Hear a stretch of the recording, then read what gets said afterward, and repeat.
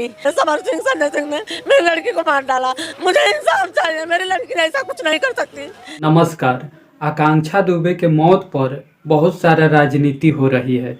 जी हाँ, एक तरफ आकांक्षा दुबे की मां का कहना है कि समर सिंह और संजय सिंह आकांक्षा दुबे को 3-4 सालों से टॉर्चर कर रहे थे और उन्होंने ही मिलकर ये हत्या कराया है आकांक्षा दुबे का।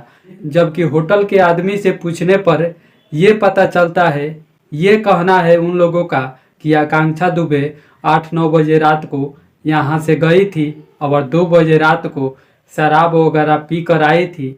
आकांक्षा दुबे का पैर लड़खड़ा रहा था चल रही थी तो इसमें भी सोचने वाली बात है कि जो व्यक्ति सही से चल नहीं सकता है, पैर लड़खड़ाता हो, वो पंखे में दुपट्टा वगैरह कैसे बांध सकता है और अपने आप को ख़त्म कैसे कर सकता है जब वो होश में ही नहीं है।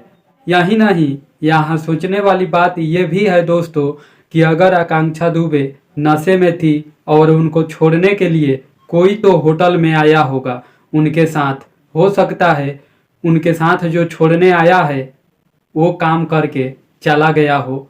ये मैं सिर्फ कल्पना कर रहा हूँ, बाकी मेरा मानना नहीं है। ये तो पुलिस प्रशासन ढूंढेगी कि कैसे हुआ, क्या हुआ और क्यों हुआ।